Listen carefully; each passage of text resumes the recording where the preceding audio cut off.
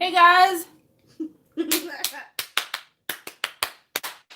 It's me, Shallow360, and we're here to talk about Chapter 6 of Shine. But before we get started, let us prepare ourselves. Hooey. Straight from the bottle? What do I need a glass for?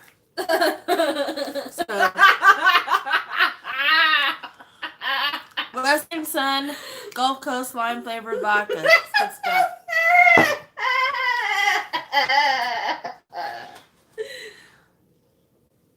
I am so frustrated with this damn book. I'm so frustrated with this damn book because it's like, first of all, it's only a couple of steps above fan fiction. Let's just be real clear. This is like, I've read stuff on AO3 that was deeper than this. True. But not only that, this book is a fucking dick tease. So there'll be moments where you're like, okay, this is going somewhere.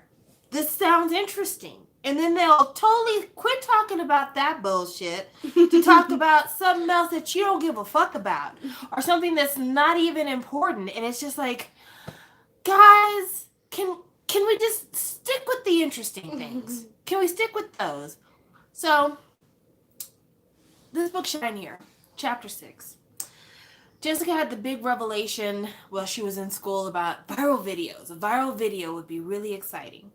So the next day she goes to the DB Entertainment office and tells her trainer, Yuvin, hey, I would like to make a viral video, but you know DB Entertainment doesn't allow us to be on social media. Can you help me?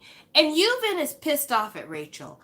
And rightfully so. The conversation that Yuvin has with Rachel is one of the most sensical conversations in this entire fucking book.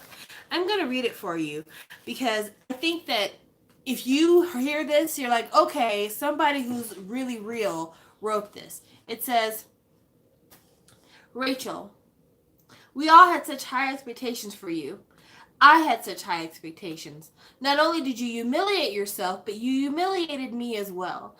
Since I'm ID's head trainer, my reputation is on the line. Your performance reflected poorly on both of us. So tell me, why should any of us give you a second chance? Woo! This is a totally reasonable conversation to have. Rachel shows up to her monthly evaluation drunk, which, girl, I feel you. Shows up hungover, vomits on somebody, looks totally unkempt and wearing a set of pajamas. Like, okay, why should anyone give you a second chance when you look like that? And then has the audacity to show up at this woman's office and be like, hey, I need you to help me because I have a plot. Now, here's where I get frustrated. I've always, all my life that I've been watching TV shows, movies, everything else, I always feel a kindredness or a kinship with the second tier characters. Like, I always am the one who's rooting for the second lead guy to get the girl. I'm always the one rooting for, like, the side couple and more interested in the side couple. Akari is the best friend to Rachel in this book. And Akari is, like, utterly selfless, super smart. She's everything that Rachel isn't, in my opinion. But for some reason, Akari is relegated to playing second fiddle to Rachel, who is dumb as a fucking doornail. Like, Rachel goes to Yuvin. Akari is with her. And Rachel's asking Yuvin to help her to film a viral video that will allow her to debut with Jason instead of Mina debuting with Jason. Which, again, what is it with her and Mina? Is she in love with Mina? Is Mina in love with her? Because she is so focused on Mina, when really she needs to be focused on herself and her K-pop career. So at one point, Yuvin's like, I don't know why I should help you. I don't know why I should give you a second chance. This, whatever you're asking me, is stupid. So Akari decides to approach it differently. And Akari says, it's against the rules for us to post. But if the video doesn't show up on Rachel's social media, it's technically not her fault. What can she do if a leaked video that she just happens to be singing in goes viral? Oh no, I'm sorry. So Akari, who almost got cut from the DB Entertainment program, is spending her time trying to find ways to make sure that Rachel gets a substantial look from the DB executives. Now, I had already said in my previous reviews, I'm sorry, this liquor's going to my head. I might be a little bit disorganized. I said in my previous reviews that I found Akari's character to be a more compelling storyline. The fact that she's Japanese and there's all these Japanese and Korean tensions. The fact that she almost got scouted from a company back when she was in Japan but transferred to DB Entertainment. The fact that if DB Entertainment is based on SM, that DB Entertainment has a Japanese trainee that's a female and there haven't been any Japanese trainee females in SM ever. I find Akari to be a little bit more interesting, to be quite honest with you. But Akari is in this meeting with Yuvin and Rachel in order to find a way to get Rachel a second chance. And I have to ask the question, is there any point in this book, moving forward from here, where Rachel does the same favor to Akari? Is there a point in this book where Rachel is going to go out of her way to make sure that Akari still has a chance to debut in a group? Because as far as I can tell, Akari's been all about helping Rachel. You know, the only time that Akari didn't help Rachel is when Rachel showed up to the audition completely hungover and disheveled. And honestly, if Rachel had called Akari, Akari probably would have helped her out because Akari seems to be that kind of a bitch. But for some reason, every fucking time, Akari is busy trying to save Rachel's ass. And, you know, I'm all about strong girl friendships and girl power and this, that, the other. But that shit has to be reciprocal. And I don't see no reciprocation going on in this place. None at all. So Akari comes up with this plan. And Yuvin, I guess because she has a soft spot for Rachel, is like, you know what, girl, I'm going to go along with this. I'm going to help you out. Here's my business card. I have an address written on the back of this business card. Meet me there and I'm going to help you out. So the idea that Rachel has for her viral video is somehow getting a video of her singing on the internet and it's going to go viral and that's going to save her spot. Can we just talk about how fucking, like, not just even self-involved, how uber confident Rachel is. This bitch really thinks that she's such a good singer that if a video of her singing a song in karaoke was to make it onto the internet, it would go viral because she's that great a singer. Nah, she'd have to Like- be like really good. For real, like, unless you are like Mariah Carey or Ariana Grande redone, what is it about your singing that would all of a sudden go viral? Like, there's no talk about, like, well, the gimmick is going to be I'm going to be standing on my head, or the gimmick is going to be that I'm going to be doing this, that, and the other. No, the plan literally is have somebody film me singing, post it on their Instagram, and that's going to make me go viral.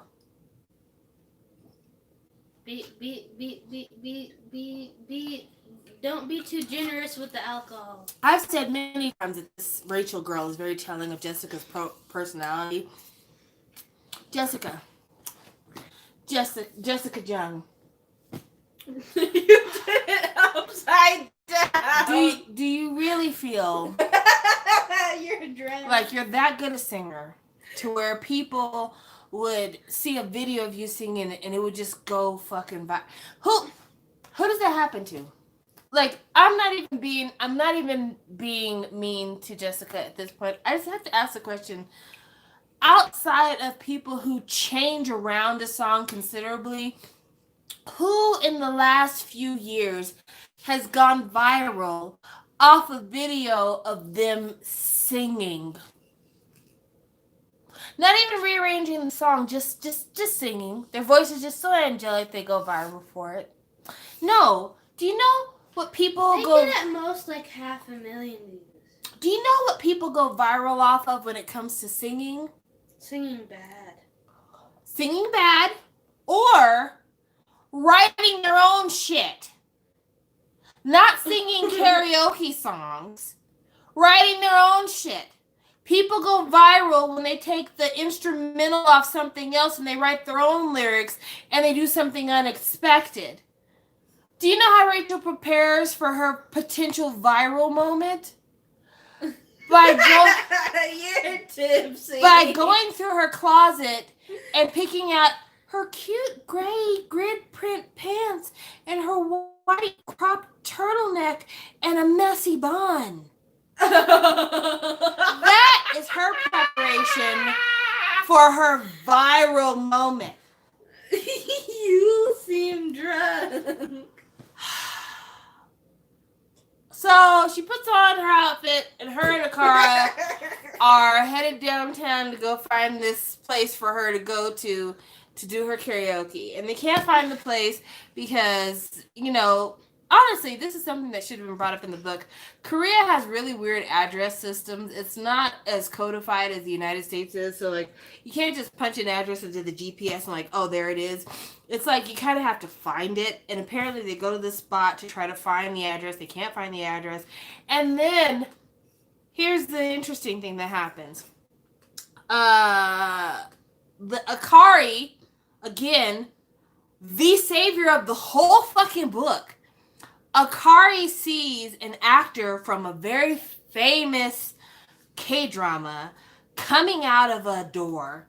And she's like, oh shit, it's Minkyu from the show Oh My Dreams. And don't you remember, he's the bad guy. And the girl fell off the motorcycle and lost her memory. And then he kidnapped her and pretended to be a doctor and all this stuff. Anyway, they see him coming out of this door. And Rachel's like, oh, wait a minute, a celebrity's coming out of a door of a place. Maybe that's where we're supposed to be. I don't necessarily think that I would have come up with that conclusion, but then again, I'm not Rachel.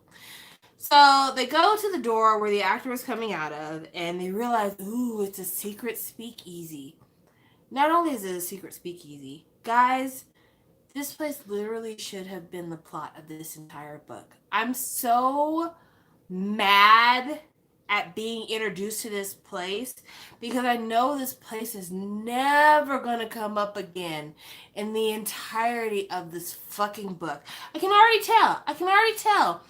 So they go in the door that this actor comes out of, and when they go inside, all of a sudden they're like, oh, this is kind of a shifty place, but we think that maybe perhaps this might be where we're supposed to be.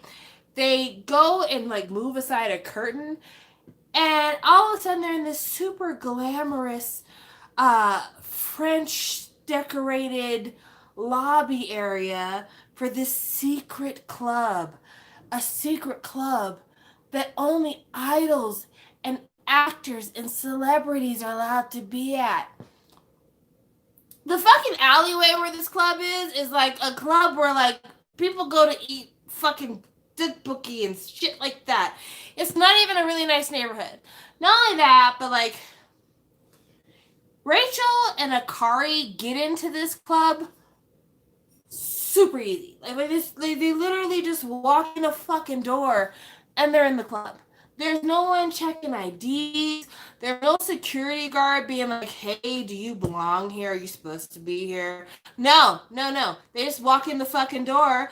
They push aside the curtain. All of a sudden, they're in a room filled with K-pop idols and K actors. The show that I just talked about, Oh My Dreams, the two lead actors from that show are in this club making out with each other. This is the type of shit that... What's the name of that fucking... Sports whatever. The one magazine whatever in Korea that does all of the idols dating shit. That fucking newspaper magazine. Literally, if that newspaper Dispatch, fuck it, whatever.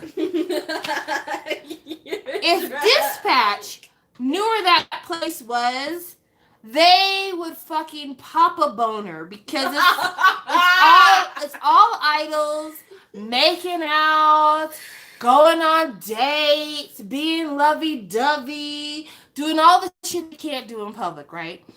Rachel and Akari just walk in this motherfucker. They don't have to show IDs. They don't have to prove who they are. They just walk in the bitch. Not only that, this place apparently is a secret club for celebrities so they can have a place to go on fucking date night on.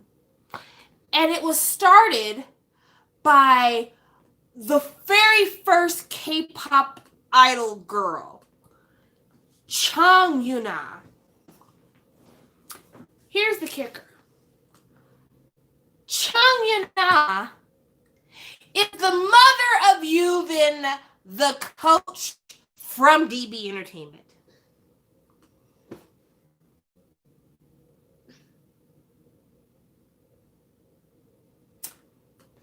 Yuvin, who had the bright idea for them to come here so they could film something viral. Her mother is a legendary K-pop star, idol, whatever. The response that Akira and Rachel have to this is Rachel being like, oh my gosh, that's so cool, your mom's a star. Akira's like, girl, why didn't you become an idol? Your mom was like a legend. Why didn't you go after her footsteps? Yuvin's like, oh, I saw what the industry was like for my mom, and I decided to dedicate my life to making it easier for the next future K-pop star. Bitch, let me tell you something. There is a line in this fucking chapter where Rachel talks about how Yuvin discovered her when she was 11 years old, and that Yuvin told her when they met, like, you remind me of a former famous K-pop idol. Bitch, if we get to the point in this book where Yuvin says, you remind me of my mom, I will throw this book across the fucking room. Do you hear me? So, Yuvin's mom, the former K-pop idol from fucking 40 years ago, is sitting in here and she's like, yes, I started this club because back when I was an idol, there was no safe place for idols to hang out at and date and have fun times. So I decided to start the club because I wanted to make a place where idols could feel safe and they wouldn't have to worry about the public being around. They could just be themselves and go on dates and have fun. Did I mention that there's no security guards at this fucking place? That there's no one checking IDs? There's no one to see if you're on the guest list? How is this location a safe place for idols to date when there's not even a security guard? Dispatch doesn't show up and take pictures all over the fucking place. Again, Jessica, I'm talking to you.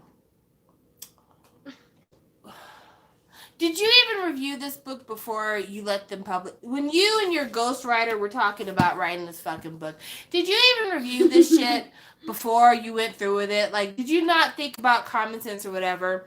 Anyway, Akari's super impressed to find out who Yuvin's mom is, and her and Yuvin's mom start talking about decor. Whatever, fuck it. I am certain that within another 5 chapters, we'll never hear from Akari again. Akari is basically that kind of like angel character that you get in books, like that their main reason for being there is to get a character from point A to point B, and after that, no one gives a fuck about him. Rachel don't have no real friends. So Akari and Yuvin's mom decide to sit and talk about decoration and the difference between crushed velvet and pan velvet. Meanwhile, Yuvin takes Rachel over to this table to get ready for whatever the fuck it is they're going to do that's going to make Rachel go viral. I don't know. I don't even really care anymore. Mom, stop. You're drunk already. The bottle's empty. I don't even fucking care anymore. I don't even fucking care.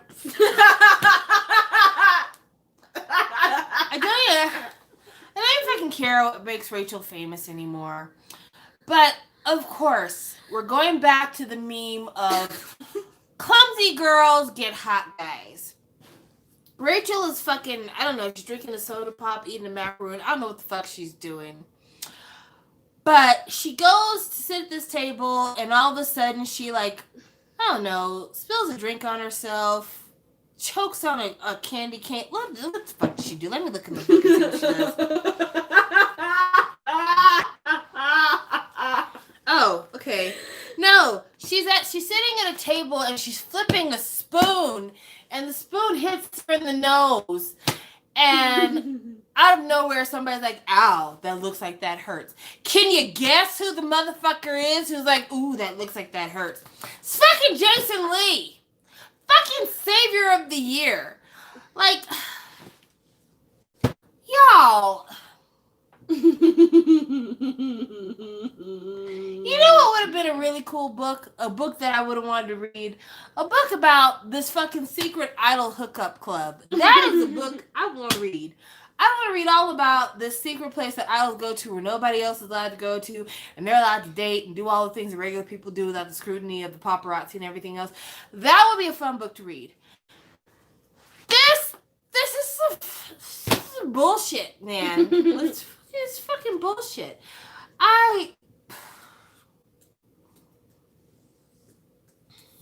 I'm drunk, number one. But Yes, number you two, Jessica, who ghost wrote this for you? I really have to ask, who ghost wrote this book for you? Did you even read this fucking book before it was published? Just based on chapters 1 through 6, there's like so many potentially good things that happen that would be interesting and would make for good content, that it is like of ultimate blue balls to be stuck with the whole let's make Rachel pop. I care about everyone else in this fucking book except for Rachel. I want to know what the fuck happens with the cosmetic twins. I want to know what the fuck happens with Akari, the Japanese trainee. I want to know what the fuck happens with Yuvin. What happened to Yuvin's mom? I want to know her entire fucking backstory, because apparently she's the very first K-pop idol. Like, that's a whole story in and of itself. I want to know about every fucking other person in this book except for fucking Rachel. Rachel gets on my last fucking nerve. We spend a good paragraph just getting Rachel dressed. Do you want to know what Rachel wore to the club? I can tell you what Rachel wore to the club because she tells us in great detail. Rachel wore gray grid pants with a cropped white turtleneck and a messy bun and gold hoop earrings. Why do I know this? Because Rachel fucking talk about every fucking thing she wears and all of her hairstyles and all of her clothes. And it's just like, I'm so fucking done with this girl. I'm so fucking done with this girl. We'll get the fuck out of here. Jordan, thank you for joining us. Jordan had a comment. She says, didn't you say once that this could be very telling about Jessica's personality, and her mom's just cool with her inviting random people in a supposedly secure space, but ultimately she's going to debut probably as a solo artist because she's way too talented for those girls to hold her back. Okay, so because this is supposed to be Rachel's story, even though we know this is fucking Jessica from Girls' Generation's story, she's gonna debut with the group. That's gonna happen. She's gonna debut with the group. I'm drunk. I'm so sorry. She's gonna debut with the group. That's a given. But there's gonna be friction in the group, and that friction is gonna lead to Rachel eventually getting tossed out the group. So that's the storyline. Eventually, Rachel's gonna get tossed out the group. Jessica, dear sweet Jessica,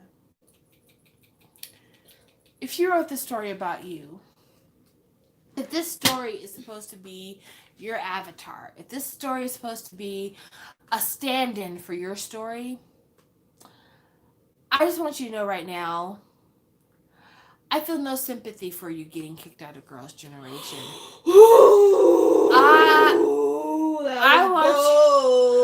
I want you to know right now, I fucking am rooting for you to get kicked out of Girls' Generation. Rachel is so fucking self-absorbed, self-centered, the entire universe revolves around Rachel. Rachel doesn't give a fuck about any. There has not been a single scene since chapter 1 where Rachel has done anything for anybody but Rachel. People have bent their fucking backs over to get Rachel opportunities. Yuvin has invited her to the special celebrity hookup club. Akari has figured out a way to get Rachel to go viral without violating DB because Rachel didn't have enough fucking chutzpah to tell what it is she needed. The fucking makeup twins have been capping for Rachel, telling her, ignore the haters, girl. You're fine. You're great. Everyone from her parents to the fellow trainees to people she goes to school with, everyone has centered their lives around being the best help they can be for Rachel. Does Rachel reciprocate? It has never appeared in this fucking book. Not a single time. I have to ask, why is anyone friends with Rachel? Rachel don't give a fuck about nobody. We're going to be in chapter 7 soon. Rachel has yet to ask anybody, how are you doing? The bear fucking made up, how are you doing? Hasn't even asked that. Why does it smell bad? Rachel fucking sucks. I don't like Rachel. I'm beginning to hate this fucking story. And honestly, Jessica, please tell me you hired a ghostwriter. Please tell me you didn't write this book. I need you to tell me you didn't write this book. Because if you wrote this book and this was you trying to tell your story without getting in trouble with SM, I need you to know now you are one of the most narcissistic people on the face of the fucking earth.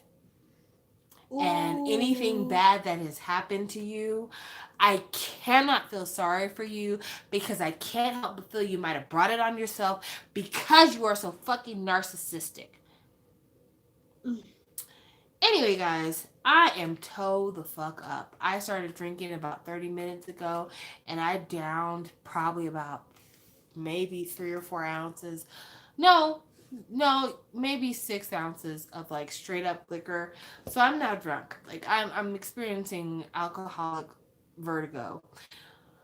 But we're gonna do chapter 7 the next time we talk, and